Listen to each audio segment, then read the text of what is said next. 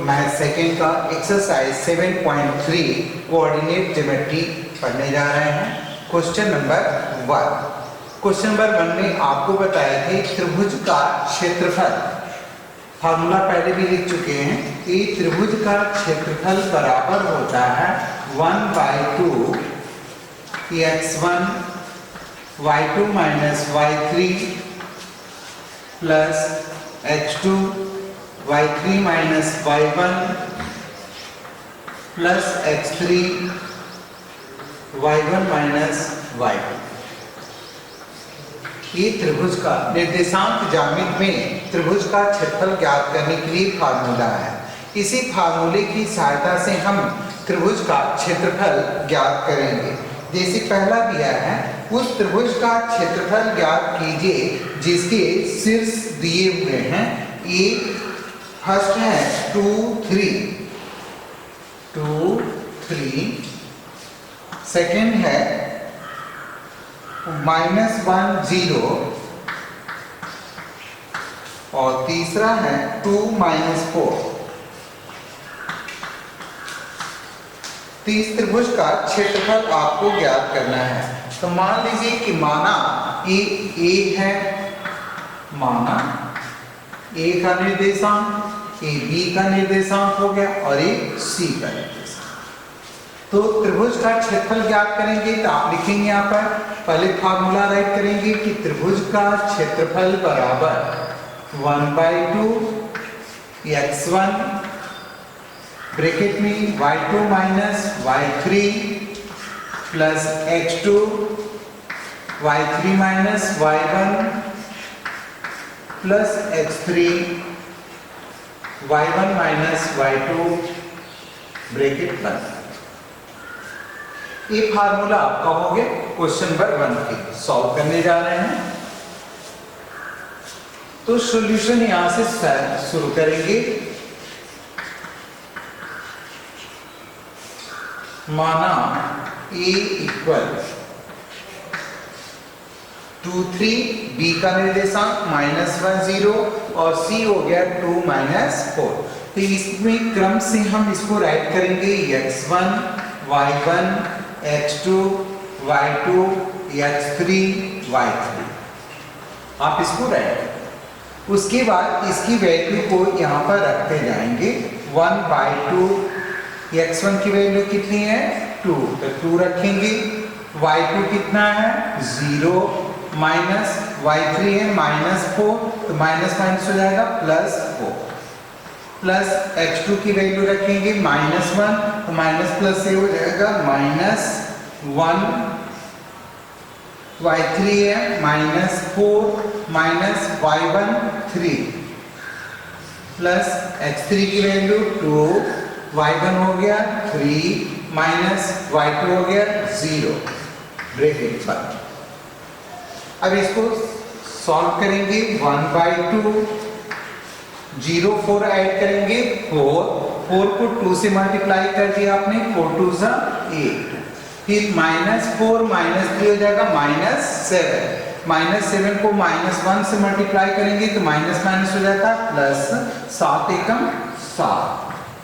फिर इसको देखिए 3 में से 0 माइनस करेंगे 3 को 2 से मल्टीप्लाई कर दिया आपने, 3 2 6, ये ऐड कर दीजिए तो ये हो जाएगा 1/2 इंटू 8 and 7 15 and 6 21।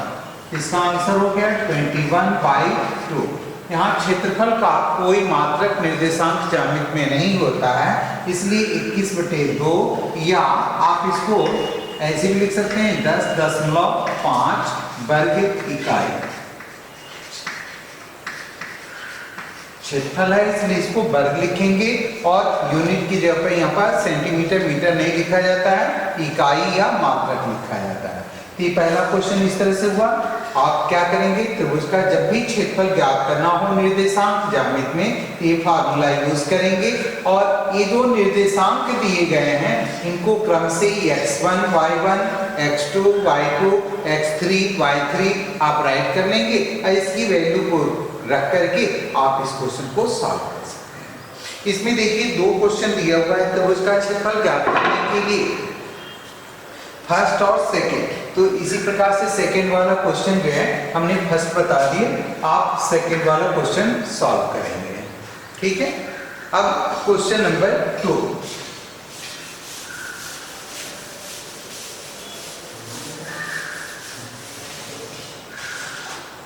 क्वेश्चन 2 में देखिए क्या कह रहा है। कह रहा है कि निम्नलिखित में से प्रत्येक के में के का मान ज्ञात कीजिए ताकि तीनों बिंदु संरेख हो। तो 7 दिया है पहला, 7 माइनस 2, दूसरा है 5 1 और तीसरा है 3 के। तो इसको मान लेंगे कि माना ए का निर्देशांक यह है, बी के निर्देशांक ये सेकेंड वाले हो गए, सी। तो इस तरह के प्रकार से चूंकि तीनों बिंदु संरेखीय हैं, तो इसको हम आपको बताए थे कि संरेख होने में क्या होता है, दो प्रूफ करते हैं। या तो इसका क्षेत्रफल निकालते हैं और क्षेत्रफल अगर 0 आ जाता है तो इसका मतलब ये हो गया कि ये दिए गए बिंदु संरेख हैं। या चूंकि इसके क्षेत्रफल 0 होते हैं, इसलिए हम चाहे तो ये भी लिख सकते हैं कि संरेख होने का प्रतिबंध, संरेख होने का प्रतिबंध। एक ही क्वेश्चन हम इसका बता रहे हैं, क्वेश्चन नंबर 2 का फर्स्ट है, सेकेंड वाला आप लोग करेंगे।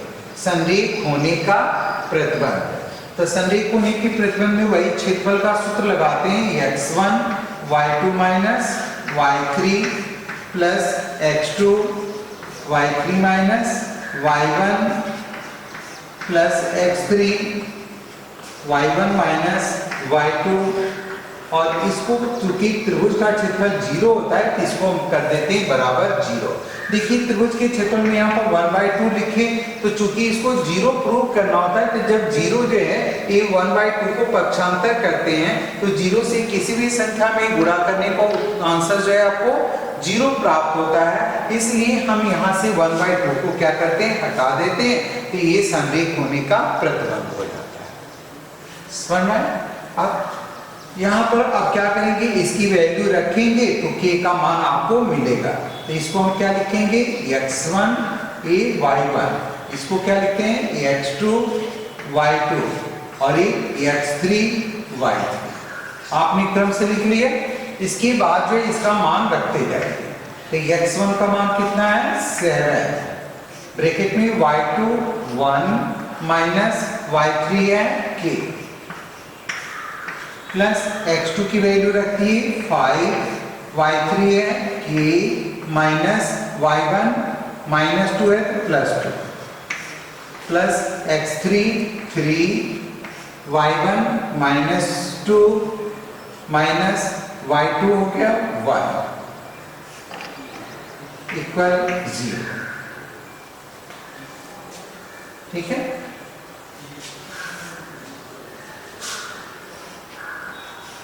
अब इसको सॉल्व करिए तो 1 में सिर्फ k माइनस नहीं होगा, एक नोन नंबर है, एक अननोन नंबर है, तो इसको हम ऐसे मल्टीप्लाई करते हैं 7 1 जा 7, फिर माइनस 7 को k से मल्टीप्लाई कर दिए 7, प्लस इसी प्रकार से इसको मल्टीप्लाई करेंगे, 5 को k से मल्टीप्लाई किए 5k, प्लस 5 को 2 से मल्टीप्लाई किए 5 2 जा 10, प्लस -2 -1 हो जाएगा -3, -3 को 3 से मल्टीप्लाई कर दिए -9, माइनस प्लस से मल्टीप्लाई करने पर माइनस हो जाता है 0।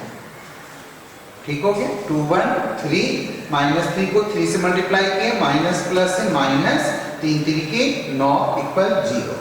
अब 5k को एक पास कर लीजिए, नंबर्स को एक साथ ऐड कीजिए, ये कितना हो जाएगा 7k और 5k, माइनस ज्यादा है तो माइनस का चिन्ह लेंगे, प्लस को घटा देंगे, तो 7 में 5 घटा दिए 2, तो ये हो गया 2k। पॉजिटिव नंबर ऐड कीजिए, 7 और 10 पॉजिटिव है और a निगेटिव है, 7 और 10 ऐड कर लीजिए 17, 17 में से 9 माइनस करेंगे, 9 माइनस किए, 17 माइनस 9 इक्वल 8, a इक्वल हो गया 0। तो आपको k की वैल्यू फाइंड करनी है ना, तो आप इसको लिखेंगे 2k इक्वल माइनस 8 उधर जाएगा क्या हो जाएगा प्लस 8। ये देखिएगा यहाँ पर 10 और 7 17 हुआ, 17 में से 9 माइनस करेंगे तो प्लस 8 आपको प्राप्त हो रहा है, तो प्लस उधर जाएगा ना, तो क्या हो जाएगा माइनस 8 होगा ना। देखिए 2k इक्वल हो जाएगा, ये प्लस 8 उधर गया तो माइनस 8, तो दोनों ओर माइनस आता है तो कैंसिल हो जाता है, तो k इज इक्वल टू हो जाएगा 8/2, 2 4 जा 8, यानी k इज इक्वल टू 4। ये आपका आंसर, ठीक है। यानी आपने क्या देखा कि संरेख होने के प्रतिबंध में यहां से केवल 1/2 हट जाता है, 1/2 क्या होता है हट जाता है, बाकी वही रहता है। और ये चूंकि क्षेत्रफल इसका 0 होता है तो यहाँ पर 0 रहते हैं। अगर आपसे कोई पूछा है यहाँ से 1/2 क्यों हट गया, तो चूंकि हम क्षेत्रफल नहीं निकाल रहे हैं, हमने कहा कि क्षेत्रफल निकालेंगे और क्षेत्रफल अगर आपको 0 प्राप्त होता है तो दिए गए बिंदु संरेख हैं, या क्षेत्रफल ना निकाल कर हम क्या करते हैं यहाँ से 1/2 को पक्षांतर करेंगे तो इधर आएगा, तो जब इस साइड में आएगा तो 0 से मल्टीप्लाई करने पर 0 हो जाता है, इसलिए जो हम केवल एक संरेख होने का प्रतिबंध इस तरह से लिखते हैं, ठीक है। अब इसमें क्वेश्चन नंबर 2 में भी फर्स्ट और सेकंड दिया हुआ है, तो सेकंड वाले क्वेश्चन को आप करेंगे। क्वेश्चन नंबर 3 देखेंगे।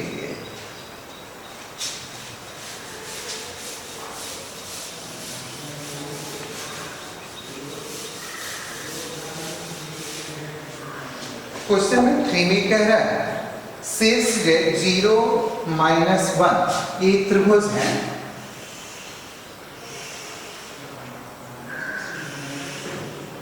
कह रहा है कि 0 -1 ए 0 -1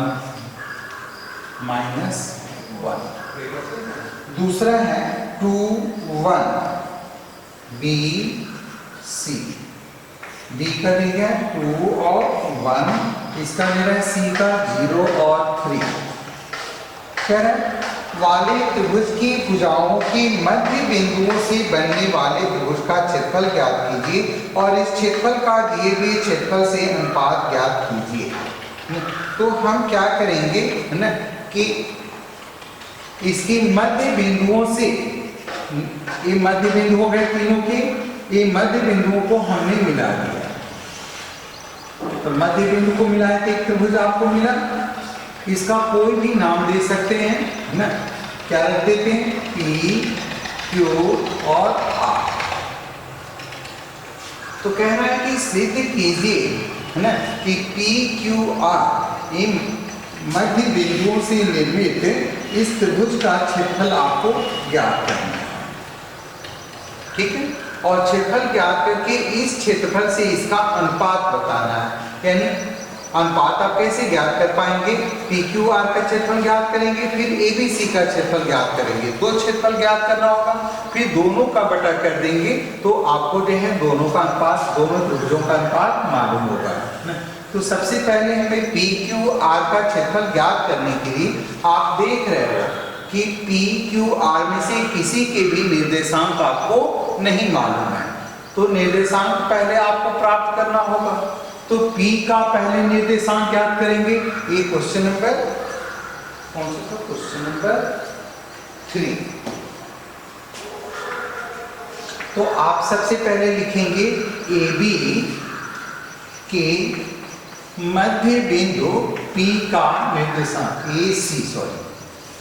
AC के मध्य बिंदु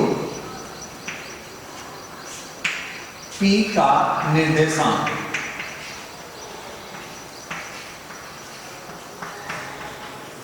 मध्य बिंदु का निर्देशांक क्या होता है x1 + x2 / 2, y1 + y2 / 2, यही बताया था ना मध्य बिंदु के लिए। तो इसमें x1 कितना होगा 0 + 0, 0 + 0/2, y1 हो जाएगा -1 + y2 है 3/2, इसके निर्देशांक 0/2 का हो जाएगा 0 और ये हो जाएगा 2 2/2 कर दिए 1, यानी इसका निर्देशांक P का मालूम हो गया आपको 0 और 1।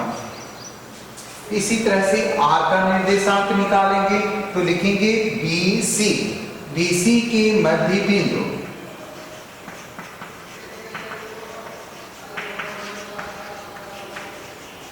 BC के मध्य बिंदु R का निर्देशांक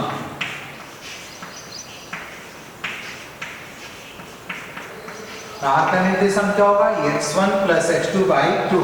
तो आप फार्मूला लिखने की जरूरत नहीं होगी, ये x1 x2 होता है, ये y1 y2 होगा। तो 0 प्लस 2/2 और कामा 3 प्लस 1/3 2, y1 प्लस y2/2। तो 2/2 कर देंगे तो ये हो गया 1, आई हो गया 4/2 कर देंगे 2 2 से 4। इसकी भी निर्देशांक मालूम हो गए 1 और 2। इसी तरह से पहले फिर Q का निकालेंगे तो Q किसका मध्य बिंदु है AB का, तो लिखेंगे AB की मध्य बिंदु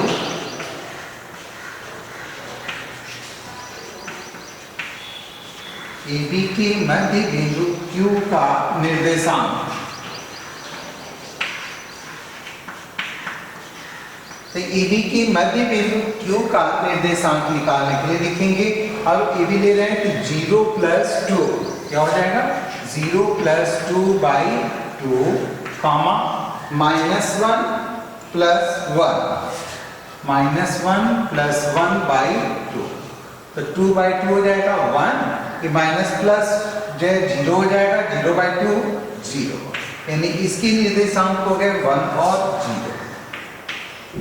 इस तरह से सबसे पहले आपको है ना AC का मध्य बिंदु P, फिर इसका मध्य बिंदु BC का मध्य बिंदु R और AB के मध्य बिंदु Q का निर्देशांक ज्ञात करते हैं। ये कोई जरूरी नहीं कि पहले AC का ही निकालेंगे, आप इसमें BC की मध्य बिंदु पहले R निकाल सकते हो, फिर इसको निकाल सकते हो, इसको, मतलब तीनों ये मध्य बिंदु ज्ञात करने के लिए कोई भी पहले आप ज्ञात कर सकते हो। उसके बाद क्या करेंगे, अब मध्य बिंदु ज्ञात होने के बाद अब हम इसको त्रिभुज PQR का क्षेत्रफल निकालेंगे और ABC का क्षेत्रफल निकालेंगे। तो इसमें भी कोई जरूरी नहीं है पहले आप ABC निकाल सकते हो बाद में PQR निकालो, या पहले PQR निकालो बाद में ABC निकालो, इससे कोई अंतर नहीं हुआ, दोनों मान आपको ज्ञात करने हैं। तो क्या लिखेंगे यहाँ पर, अतः त्रिभुज PQR का क्षेत्रफल क्या होता है 1/2 x1 y2 minus y3 plus x2 y3 minus y1 plus x3 y1 minus y2, bracket का मान रखेंगे तो हो जाएगा आपका 1/2। अब देखिएगा PQR के लिए अगर हम चलते हैं तो P का निर्देशांक कितना है 0 1, ये हो गया P का। Q का निर्देशांक देखिए कितना दिया है 1 0, तो 1 0 रखेंगे, और R का निर्देशांक कितना दिया है 1 2। तो इसको क्रम से आप लिख सकते हो x1 y1 x2 y2 और x3 y3। मान रखिए बेटा, x1 का मान रखेंगे 0, y2 0 माइनस y3 हो गया 2, प्लस x2 की value 1, y3 2 minus y1 1, plus x3 1, y1 की वैल्यू 1 माइनस y2 हो गया 0। ये कितना हो जाएगा 1/2, 0 माइनस 2 हो गया -2, -2 को 0 से मल्टीप्लाई कर दिया आपने, इसी को 0 न तो ऋणात्मक होता है न धनात्मक होता है, इसलिए आगे इसके आगे प्लस भी लिखेंगे तब भी सही, माइनस लिखेंगे तब भी सही। दो में से एक हटाएंगे, एक को 1 से मल्टीप्लाई कर दिया आपने 1 में से 0 घटाएंगे 1 कम 1, तो 1 कितना हो गया 2, हो जाएगा 1/2 गुणे 2, 2 से 2 कट गया, 1 वर्ग इकाई। ये हो गया आपका त्रिभुज PQR का क्षेत्रफल। इसी प्रकार आप त्रिभुज ए बी सी का क्षेत्रफल ज्ञात करेंगे। तो एबीसी के क्षेत्रफल के लिए यहां पर निर्देशांक हम लिख दे रहे हैं। ए का है 0 -1, बी का कितना दिया है, बी का है 2 1, और नीचे लिख दे रहे हैं सी का मान है 0 3। तो ये क्रमशः आपका x1 y1, x2 y2 और ये होगा x3 y2।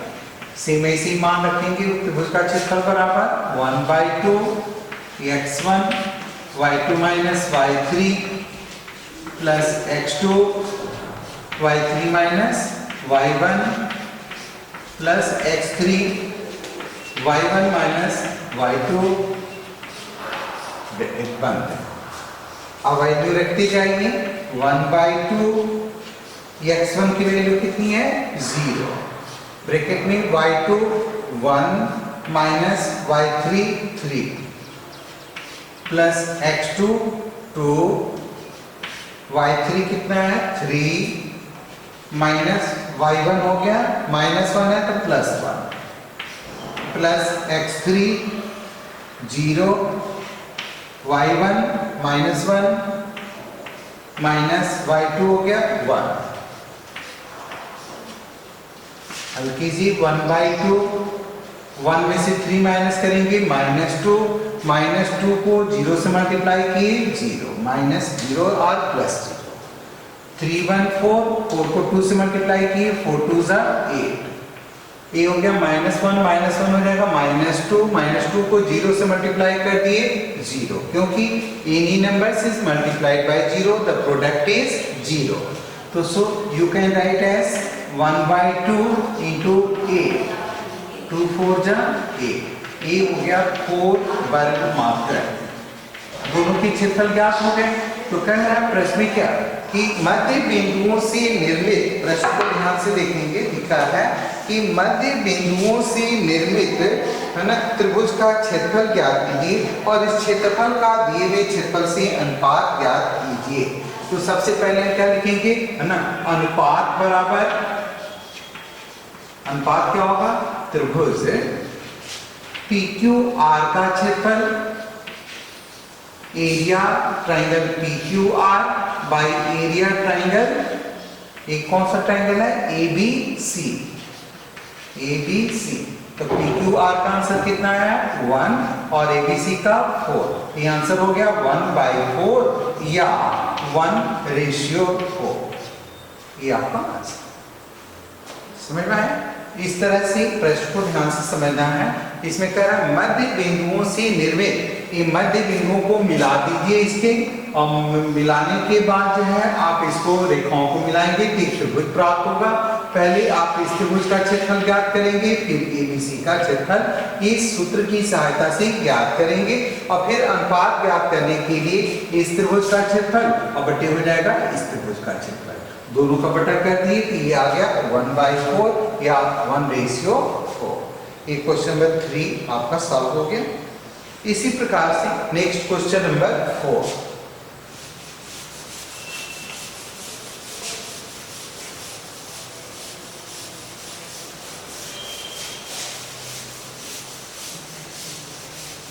क्वेश्चन नंबर 4 हम आपको समझा दे रहे हैं। क्वेश्चन नंबर 4 आपको करना है। उस चतुर्भुज का क्षेत्रफल ज्ञात कीजिए। मान लीजिए चतुर्भुज हो गया, चतुर्भुज का क्षेत्रफल ज्ञात कीजिए जिसके से A, B, C और D राइट कर सकते हो। Question number 4 A, B, C, D आप इसके निर्देशांक लिख सकते हैं। A का निर्देशांक दिया है -4 -2, B का दिया है -3 -5, C बिंदु का है 3 और -2 और D बिंदु का दिया है 2 3। तो अभी आप कह रहे हैं, सोचेंगे कि त्रिभुज का क्षेत्रफल ज्ञात करना है तो चतुर्भुज कहां से आ गया। ऐसा कुछ नहीं बेटा है ना। देखो हम इस चतुर्भुज को ऐसे विकर्ण खींच देते हैं, तो विकर्ण खींचेंगे तो यह और ये दो त्रिभुज बट गया ना। तो इस त्रिभुज का क्षेत्रफल ज्ञात करेंगे और इस त्रिभुज का क्षेत्रफल अलग अलग ज्ञात करेंगे और उसके बाद चतुर्भुज ABCD का क्षेत्रफल बराबर निकालेंगे तो ABD का क्षेत्रफल और प्लस BCD का क्षेत्रफल दोनों को जोड़ देंगे तो आपको चतुर्भुज का क्षेत्रफल ज्ञात हो जाएगा।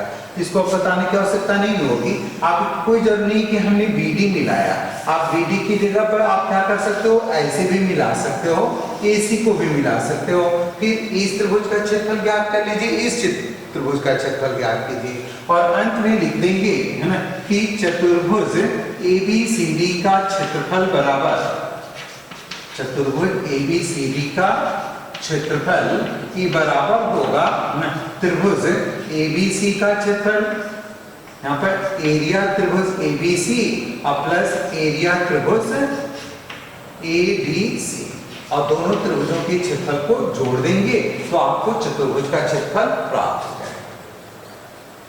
क्योंकि बार बार क्वेश्चन में त्रिभुज का क्षेत्रफल ही याद करना है और बार बार क्वेश्चन जो है वही आ रहे हैं, इसलिए हम आपको इसे समझा दिए। आपको एक क्वेश्चन से चतुर्भुज का क्षेत्रफल पहले इस त्रिभुज का क्षेत्रफल इस त्रिभुज का क्षेत्रफल ज्ञात करके दोनों को जोड़ना है। ये आप करेंगे क्वेश्चन नंबर 4 है ना। नहीं आने पर आप कमेंट बॉक्स में से इसको लिख करके दे देंगे, फिर इसको हम सॉल्व करा देंगे, ठीक है।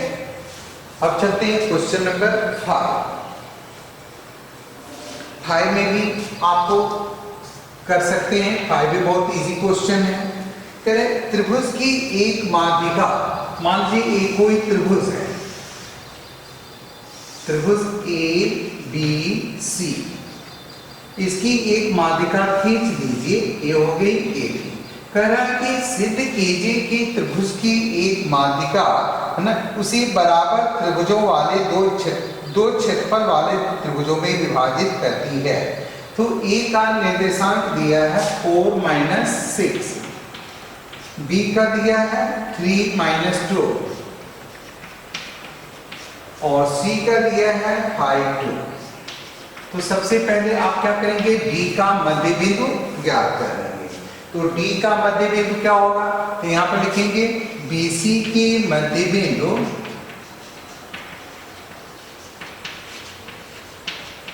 BC की मध्य बिंदु D का निर्देशांक। तो अभी बताएं मध्य बिंदु का निर्देशांक क्या होता है, x1 + x2/2। आप चाहो तो इसे मौखिक भी कर सकते हो, 5 3 8 का बाई 2 करेंगे, ये हो जाएगा 4, -2 + 2 0 हो जाएगा, 0/2 0। ऐसे भी आप ओरल भी कर सकते हैं, इसको लिखने की आवश्यकता नहीं है। लेकिन कैसे आया आप इसको देखेंगे, x1 + x2, तो ये होता है x1 + x2/2 और y1 + y2/2।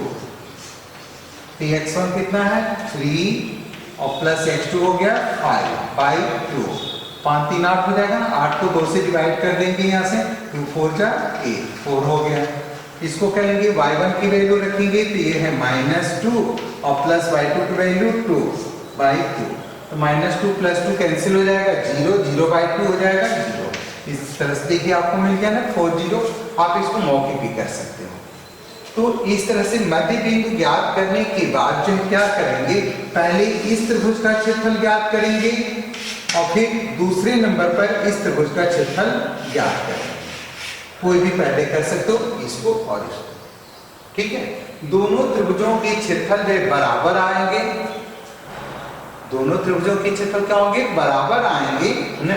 तो लिखिएगा ना कि इससे सिद्ध होता है, इससे सिद्ध होता है कि त्रिभुज की माध्यिका त्रिभुज को 2 समान क्षेत्रफल वाले त्रिभुजों में बांटती है। अगर दोनों के उत्तर बराबर नहीं आते हैं तो गलत होगा, लेकिन इस प्रश्न में आएगा दोनों बराबर आएगा, क्योंकि है ना ये दोनों माध्यिकाएं उसे 2 समान क्षेत्रफल वाले त्रिभुजों में बांटती हैं, ठीक है। तो दोनों त्रिभुजों के क्षेत्रफल बराबर आएंगे तो लिखिएगा इससे सिद्ध होता है कि त्रिभुज की माध्यिका त्रिभुज को 2 समान क्षेत्रफल वाले त्रिभुजों में बांटती है, ठीक है। क्वेश्चन नंबर 5 कराना है, चलिए करा देते हैं इस क्वेश्चन को। तो अब क्या करेंगे, फिर पहले आप त्रिभुज ABD का क्षेत्रफल लिखेंगे। एरिया ट्रायंगल ABD या ADB का क्या होता है 1/2 x1 ब्रैकेट में y2 minus y3 plus x2 y3 minus y1 plus x3 y1 minus y2। ABD के निर्देशांक ऊपर लिख लीजिए। क्या क्या दिया हुआ है देखिए, इधर लिख रहे हैं a का 4 माइनस 6 a का हो गया, b का है 3 माइनस 2 AD है तो d पहले लिखिए 4 0 और c AD b का निर्देशांक है 3 माइनस 2। ये आपको रफ वर्क है, आप समझने के लिए केवल लिखा जा रहा है। x1 y1 x2 y2 और ये x3 y3 मान रखिए।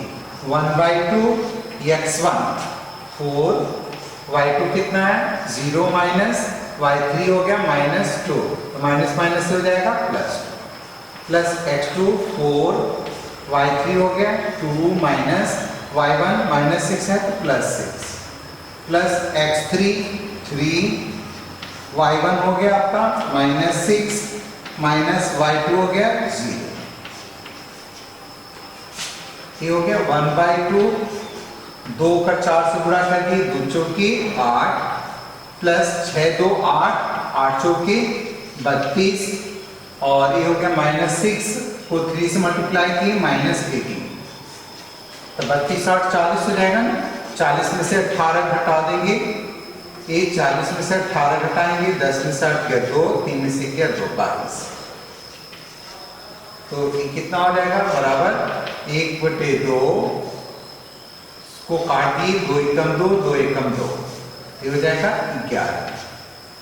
11 वर्ग मात्र। ये आ गया त्रिभुज ABB का क्षेत्रफल कितना है 11 वर्ग मात्रक। उसके बाद देखेंगे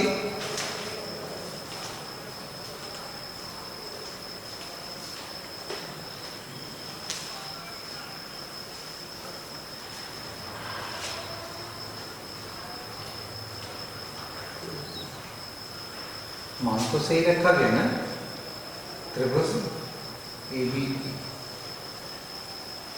4 माइनस 6 3 माइनस 2 और 4 0 एक बार देखेंगे इसको तो x1 का मान हो गया 4 y2 हो गया आपका 0 माइनस y3 है माइनस 2 ये हो जाएगा प्लस 2 ठीक है तो 2 चौकी 8 सही है।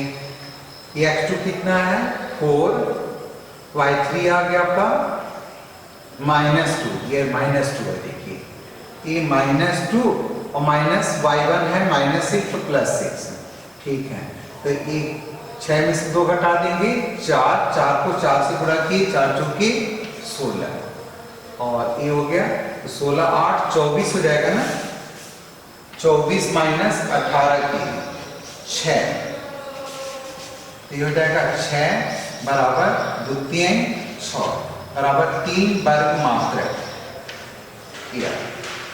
अब इसी प्रकार से अब दूसरी त्रिभुज का क्षेत्रफल ज्ञात करें तो दूसरा त्रिभुज कौन सा है देखिए ABB हो गया।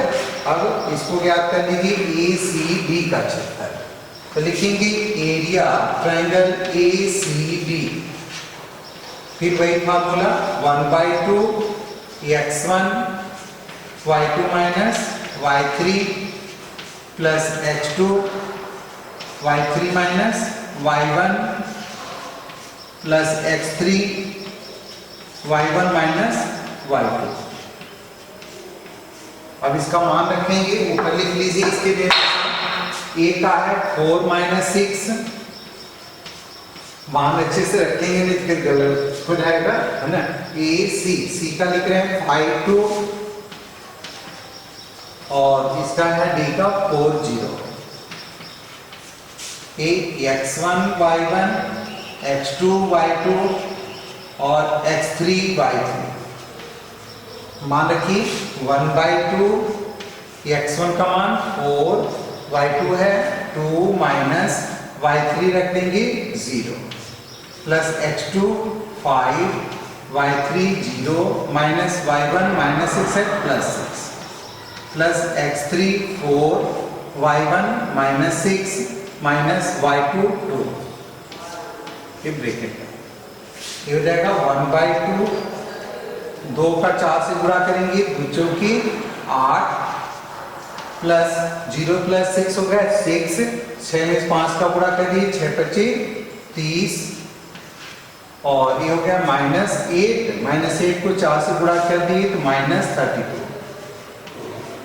ये कितना हो गया 32 8 40, 40 में से 32 कटा दिए, 40 में से 32 कटाए 8, 32 8 40, 40 में से 8 ये 30 और 8 38 प्लस हो गया 38, 38 में से 32 घटा दिए 6, ये हो जाएगा द्वितीय 6 बराबर 3 वर्ग मात्रा। आपने क्या देखा कि दोनों त्रिभुजों के क्षेत्रफल क्या हो गए, बराबर आ गए। तो बराबर आ गए तो इससे सिद्ध हो गया ना कि त्रिभुज की माध्यिका जो है वह त्रिभुज को दो समान क्षेत्रफल वाले त्रिभुजों में बांटती है, समान है, दोनों की आंसर बराबर है। तो हम इसको लिखेंगे अतः कि त्रिभुज एरिया त्रिभुज कौन कौन सा निकला, त्रिभुज ADB ये बराबर है एरिया त्रिभुज ना ACD के। इससे सिद्ध होता है, ये लास्ट क्वेश्चन आपका चल रहा है देखिएगा, इससे सिद्ध होता है कि त्रिभुज की माध्यिका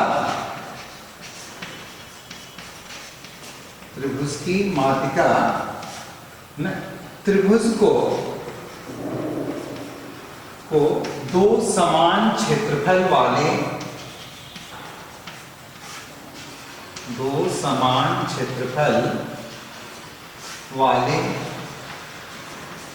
त्रिभुजों में बांटती हैं,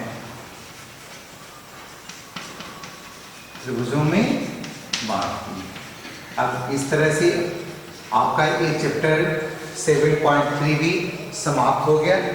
आपका 2 चैप्टर कंप्लीट हो गया, त्रिभुज और दूसरा हो गया कोऑर्डिनेट ज्योमेट्री। 2 चैप्टर आपके कंप्लीट हो चुके हैं। आप इसको कॉपी पर करके और शो करें, दिखाएं, और अगर कुछ नहीं आता है तो उसमें से हमें पूछेंगे कि सर कमेंट बॉक्स में आप उसको डालेंगे, ये क्वेश्चन फिर से बता दीजिए, ठीक है। उसके बाद आपको रिवीजन वर्क शुरू होगा, है ना, कोऑर्डिनेट ज्योमेट्री का और ट्रायंगल्स का।